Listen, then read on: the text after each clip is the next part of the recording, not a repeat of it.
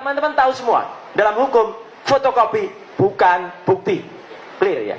Nah, publik kan juga butuh kenyamanan ya. Ini sudah berapa bulan prosedur yang disampaikan itu aja, dan ternyata dasarnya ijazah palsu. Memang Bukan ijazah Pak Jokowi. Tapi Pak Mardhani, kenapa Anda juga bisa mengatakan, sebentar, tapi kenapa Anda juga bisa mengatakan bahwa ini ijazah palsu? Bukan. Anda juga bisa melihat Ini orang fotokopian terus di print. Ijazah Pak Jokowinya ada. Kemarin di Polda itu. Assalamualaikum warahmatullahi wabarakatuh. Jumpa lagi dengan Muhtar Official. Kali ini kita akan reaction video-video masih di polemik ijazah Bapak Jokowi ya, yang sudah bertahun-tahun tidak kunjung selesai guys ya. Benar saja, polemik ijazah Bapak Jokowi tidak kelar-kelar ya guys ya, tidak selesai karena si gerombolan panci CS ini yang diteliti adalah fotokopian ijazah guys ya. Sampai kapanpun mereka tidak bisa membuktikan keaslian ijazah Bapak Jokowi guys ya, karena yang diliti adalah fotokopi bukan ijazah asli Bapak Jokowi. Kasus ini melebar sampai kemana-mana guys ya. Dari kubu pemfitnah Bapak Jokowi ya, mereka sudah saling melaporkan guys ya. Tentunya hal ini menjadi titik kemenangan ya bagi Bapak Jokowi, karena sebelum ke pengadilan mereka sudah hancur nyungsep dengan sendirinya guys ya. Gerombolan si Panji ini sudah merasa ketakutan dan kepepet ya guys. Oke, biar tidak gagal paham, kita lanjut video berikut ini sampai dengan selesai. Makanya yang dia lihat itu palsu yang di Polda. Katanya dia di Jember. Yang di tweet ini. Ya pasti palsu lah, bukan ijazah Pak Jokowi. Kalau ijazah Pak Jokowi katanya ijazah Jokowi. Ada di penyidik. Jadi logikanya sakit ini. Kita dicederai loh logika kita. Andi Aswan mengatakan ini asli. Andi Aswan, ketua Jokowi Mania, mengatakan ini asli. Mas Roy kalau mau diteliti lah yang asli. Loh lah, ini Andi Aswan bilang asli. Ini Andi Aswan bilang asli. Makanya dia kalau di persidangan begini, kalau di persidangan Bapak gantian dong. Agak lucu ya. Jadi kita selama ini meributkan hasil penelitian ijazah yang memang ijazah fotokopian, bukan ijazah aslinya Pak Jokowi. Saya ingin menyampaikan begini, Kompas TV ini harus mendidik dalam menggelar acara yang ditonton oleh publik, apalagi ini mahasiswa hadir di sini menyaksikan. Ya, ada satu hal yang sebetulnya terlupa oleh Kompas ini. Ya, kemudian mengamini bahwa setiap ada yang mengatakan ijazah Pak Jokowi itu palsu, itu sepertinya kemudian seperti mengamini Kompas TV seakan-akan menyatakan itu benar seperti itu dengan diam. Ijazah Pak Jokowi belum pernah terbukti palsu. Sehingga seharusnya Kompas TV lebih bijak menyampaikan kepada masyarakat bahwa ijazah Pak Jokowi asli disangka palsu. Itu makanya kami kemarin menginterview eksklusif Pak Jokowi, Pak Mustafa. Tetapi pada pertemuan hari ini kita melihat bagaimana Anda membiarkan hal-hal seperti itu terjadi yang seharusnya tidak mencemari pikiran banyak orang bahwa ini kok sepertinya mengamini ini palsu. Itu satu. Kedua, bahwa remah-remah ini untuk kepada kawan adik-adik mahasiswa, remah-remah operasi politik yang besar ini yang sekarang dilakukan oleh katakanlah dalam hal ini Roy Suryo, ya, yang kemudian beranggapan bahwa dia sangat besar dan sedang berhadapan dengan Pak Jokowi, itu tidak sebetulnya, dia hanya bagian daripada orkestrasi yang tanpa sadar kemudian dia seakan-akan berpikir dialah yang menjadi leader dalam perseteruan yang dia anggap sebagai perseteruan ini.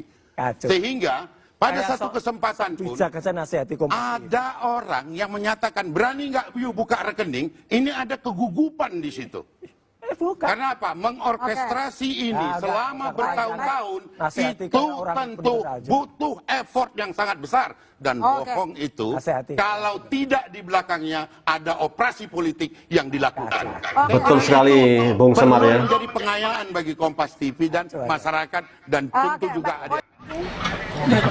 Ditemui awak media di kediamannya, Presiden ke-7 Republik Indonesia Joko Widodo dengan tegas menutup peluang adanya penyelesaian kasus dengan restoratif justice kepada tersangka Roy Suryo dan kawan-kawan. Laporannya ke Polda Metro Jaya terkait fitnah ijazah palsu disebutnya merupakan urusan hukum hingga harus sampai ke pengadilan. Sebab jika tidak berakhir di pengadilan, dirinya tidak memiliki forum untuk membuktikan tudingan ijazah palsu pendidikan di UGM. Sebelumnya Polda Metro Jaya telah menetapkan 8 tersangka dalam kasus tudingan ijazah palsu Jokowi. Para tersangka terbagi menjadi 2 klaster. Klaster pertama yakni Egy Sujana, Damai Harilubis, Kurniatri Rohyani, Rustam Effendi, dan Rizal Fadilah. Sementara klaster kedua yakni Roy Suryo, Rismon Sianipar, dan Tifauzia Tiasuma atau Dr. Tifa. Namun untuk Egy Sujana dan Damai Harilubis, polisi telah mencabut status sebagai tersangka dalam kasus ijazah palsu Jokowi. Pintu maaf selalu terbuka.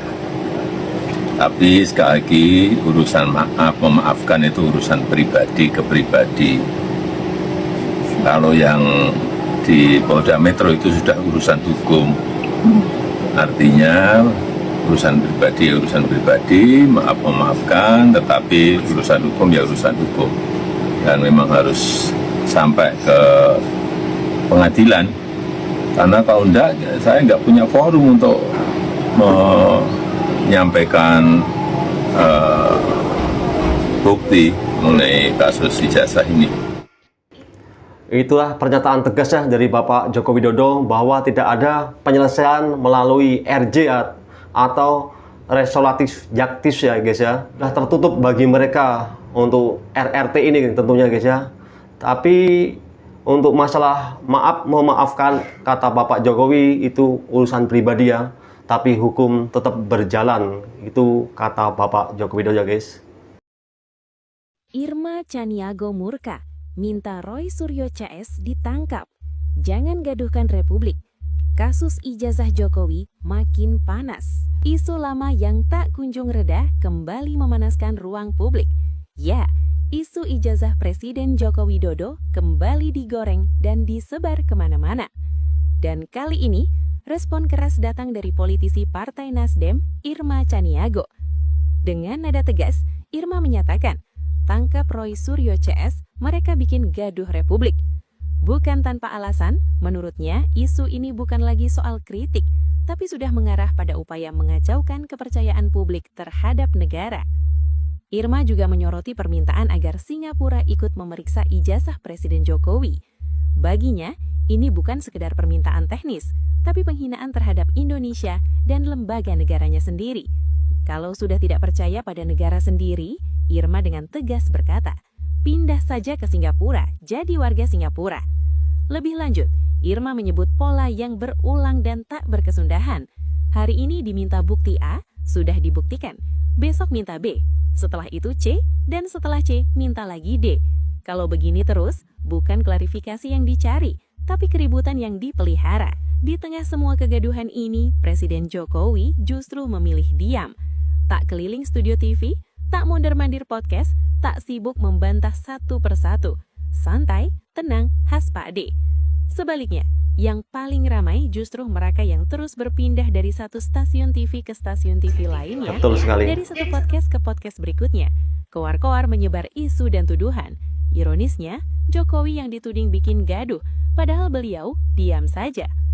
Irma bahkan menyindir keras bahwa ada pihak yang hobi bergaduh, tuh kan kacau, namun justru menuduh Presiden sebagai sumber kegaduhan.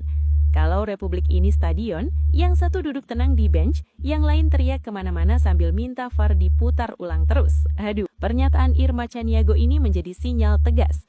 Kritik boleh, beda pendapat sah, tapi fitnah dan provokasi bukan bagian dari demokrasi sehat. Negara ini berdiri di atas hukum, bukan gosip dan panggung sensasi. Karena sejak kasus ini bergulir, ada laporan, kuasa hukum Jokowi itu selalu menawarkan perdamaian-perdamaian. Kami sendiri dalam praktik berperkara sebagai advokat tentunya, biasanya yang gemes pengen segera damai itu kan orang yang dilaporkan. Tapi di sini justru kubu Jokowi berulang kali pengen damai, baik lewat kuasa hukum, sejumlah relawannya. Artinya memang Joko Widodo sendiri itu tak punya kepercayaan diri atau bahasa lainnya takut untuk masuk ke persidangan. Putar balikan fakta, Koizudin alias si Tompel yang takut itu Roy Suryo, bukan Pak Jokowi ya, Pel ya. Justru kamu itu yang memutar balikan fakta, mengada-ngada, membuat narasi-narasi yang tidak benar, dan timbulnya menyebarkan fitnah ya. Ini si Zainuddin itu lama-lama semakin ngacau ngomongnya guys ya. Tidak karuan ini. Seorang pengacara yang tidak pernah memenangkan kliennya ya, yang selalu memasukkan kliennya ke dalam penjara. Ini tidak lama lagi pun si Roy Panci CS ini juga akan dimasukkan oleh si Tompel ini ke dalam penjara guys ya. Ini pengacara yang sangat kejam sekali nih kayaknya si Tompel ini. Pengacara zaman jahiliyah dulu ya. Karena kalau sudah sampai ke persidangan dan ada pembuktian yang bernilai hukum, urusan hukum ya urusan hukum, dan memang harus sampai ke pengadilan. Pintu maaf selalu terbuka, tapi sekali lagi urusan maaf memaafkan itu urusan pribadi ke pribadi. Kalau yang di Polda Metro itu sudah urusan hukum, artinya urusan pribadi ya urusan pribadi, maaf memaafkan, tetapi urusan hukum ya urusan hukum. Dan memang harus sampai ke pengadilan. Karena kalau enggak, saya enggak punya forum untuk menyampaikan bukti mengenai kasus ijazah ini. Saya heran ya, ada yang ribut soal Pak Jokowi. Katanya, loh dulu ngomong jadi rakyat biasa, kok sekarang masih berpolitik? Bro, kalian paham nggak sih arti kalimat itu? Pak Jokowi bilang rakyat biasa itu maksudnya, beliau sudah tidak menjabat presiden, nggak punya wewenang negara, nggak bisa ngatur kementerian, nggak bisa tanda tangan keputusan. Itu namanya selesai tugas. Tapi setelah itu kalau beliau masih ketemu rakyat, masih hadir di acara, masih kasih pandangan, masih punya sikap politik, lah itu hak beliau sebagai warga negara. Yang lucu tuh begini, orang-orang yang nyuruh Pak Jokowi jangan berpolitik, itu sebenarnya bukan peduli etika. Mereka cuma takut. Takut karena mereka tahu nama Jokowi masih kuat, pengaruhnya masih besar. Dan yang paling bikin mereka panas, rakyat masih banyak yang percaya. Terus saya tanya balik, kalau mantan presiden nggak boleh ngomong politik, berarti kalian maunya demokrasi itu gimana? Mau negara yang kalau udah selesai menjabat, harus jadi patung, harus jadi hantu, harus menghilang. Padahal yang bahaya itu bukan orang yang punya pendapat politik. Yang bahaya itu kalau ada orang ngaku paling demokratis, tapi mentalnya belum siap beda pendapat. Dan satu lagi, Pak Jokowi itu sekarang bukan presiden, bukan pejabat, bukan penguasa. Jadi kalau ada yang bilang beliau masih berpolitik, ya emang wajar. Karena politik itu bukan milik elit doang. Politik itu urusan semua warga negara. Dan kalau Pak Jokowi masih mikirin arah bangsa, masih jaga stabilitas, masih dukung yang beliau percaya, itu bukan gila kekuasaan, itu namanya negarawan. Jadi stop pura-pura polos. Masalahnya bukan Pak Jokowi ikut berpolitik. Masalahnya kalian belum siap kalau Pak Jokowi masih dicintai rakyat. Pak Jokowi tidak perlu membuktikan ijazahnya asli. Yang membuka itu buktikan bahwa ijazah itu palsu. Kan itu ijazah Jokowi. Kan ini permasalahan tuh ya. Saya nggak peduli ijazah dia real atau ijazah dia nggak real. Tapi setidaknya dia udah jadi presiden bro. Daripada lu ijazahnya real, profesor S3 nggak kontribusi. Jadi dunia ini ijazah itu cuma on paper. Yang real itu lu bisa menghasilkan apa di dunia real. Itu yang lebih penting menurut gua. Saya buat lagi video ini tentang si apa ini ya, Bapak Roy Suryo ini lah ya. Roy Suryo ini bukan hanya menggiring opini, tetapi ini video tahun lalu ya guys ya, pernyataan si Emon atau si Resmond ya, bahwa ini menyumpahi atau menebak ya, bahwa si Roy Suryo ini tidak akan lepas dari masalah kalau masih hidup di dunia guys ya. Banyak kasus pidana ya sebelum check out dari dunia. Berarti check out dari dunia itu sudah meninggalkan dunia atau sudah dipanggil oleh Yang Maha Kuasa guys ya. Ini pernyataan si Resmond ini doa atau gimana guys ya. Kayaknya waktu pernyataan ini sebelum respon ini bergabung dengan si Roy Suryo ini kayaknya guys ya, masih terlalu fanatik sekali dengan.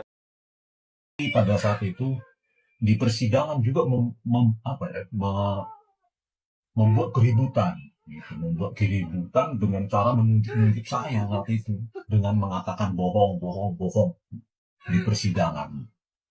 Di sini saya tidak rela ilmu pengetahuan dilecehkan begitu saja. Ilmu pengetahuan apa yang dia punya sih? Ya kan?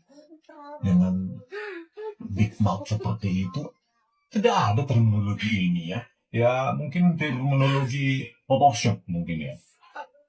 Terus di situ dia katakan saya mengaku siap bertanggung jawab atas sikapnya yang menunjuk hakim. Padahal menurut video itu menunjuk saya itu, bukan menunjuk hakim ya. Daripada saya mengikuti penjelasan ahli yang tidak benar, saya rela, saya bertanggung jawab dengan apa yang saya lakukan di sidang. Iyalah Roy, kau sudah bertanggung jawab dengan kena pidana ya, terpidana kasus stupa itu ya, Sarah itu. Akan ada banyak lagi itu sebelum kau check out dari dunia ini. Ya. Roy datang bersama Emlu, saksi ahli IT digital forensik bersama ya kan. Ini Emnuh ini tukang rekayasa itu temannya dia ya kan. Berarti ya simpulkan aja sendiri ya kan.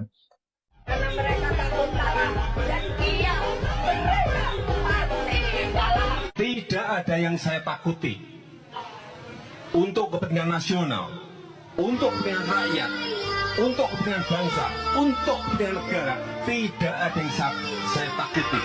Mantap sekali Pak Jokowi. Saya akan full mendukung PSI. Saya akan bekerja keras untuk PSI.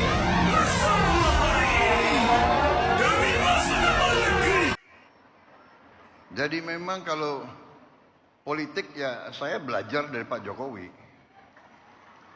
Nggak usah malu-malu lah, ya kan? Kadang-kadang orang sudah nggak berkuasa, mau dikuyu-kuyu, mau dijelek-jelekin, jangan. Kita hormati semua, hormati semua. Ini pernyataan dari Pak Prabowo ya, seorang negarawan sekaligus Presiden RI. Dia menyatakan tidak malu-malu guys ya, bahwa beliau belajar ilmu politik itu dari Bapak Joko Widodo guys ya. Ada yang sekarang mau misah-misahkan saya sama Pak Jokowi. Lucu juga. Untuk bahan ketawa boleh. Jangan. Kita jangan ikut. Pecah belah itu adalah kegiatan mereka-mereka yang tidak suka sama Indonesia. Dari ratusan tahun di Veda et Impera itu adalah taktik strategi untuk memecah belah umat dan bangsa Indonesia. Gak usah dihiraukan. Baru dilakukan tersangka kasus jasa Jokowi Roy Suryo CS setelah mengadu ke Komnas HAM. Kini Roy Suryo CS mengajukan uji materi pasal pencemaran nama baik KUHP dan Undang-Undang ITE. Kami ini serius ya. Jadi kami ini tidak hanya memikirkan diri kami sendiri. Kami mengajukan uji materi ke MK ini adalah demi seluruh rakyat Indonesia agar tidak ada lagi nanti yang dikriminalisasi. Jadi artinya kita ini juga insya Allah ya kita tidak berjuang sendirian, kami itu tapi kami bersama-sama dengan rakyat Indonesia. Hikmahnya nanti akan diterima oleh rakyat Indonesia, tidak ada orang yang kemudian ditersangkakan atau mudah dipidana dengan pasal-pasal yang baru 433, 434 atau di Undang-Undang ITE 27 pasal 28 dan juga. Demikian guys ya, telah disimpulkan berarti ini si Roy Panci CS atau pembuat gaduh ini untuk saat ini sudah merasa terdesak guys ya. Mereka sudah melaporkan ke MK dan Komnas HAM ya tentunya guys ya, untuk mencari pembelaan, bahkan mendatangkan ahli-ahli atau saksi ahli ya untuk meringankan hukuman mereka. Yang jelas walaupun mereka sudah mendatangkan ahli atau melaporkan sana sini ya, yang jelas tetap hukuman mereka itu di depan mata dan dikenakan yang jelas pasal berlapis ya, yang jelas akan dijebloskan ke dalam penjara dalam waktu yang lumayan lama ya guys ya, mungkin seumur hidup. Terima kasih telah menonton video ini. Semoga kita semua diberi kesehatan, umur yang panjang, dan rezeki yang melimpah, dan dimudahkan di segala urusan. Salam waras, wassalamualaikum warahmatullahi wabarakatuh.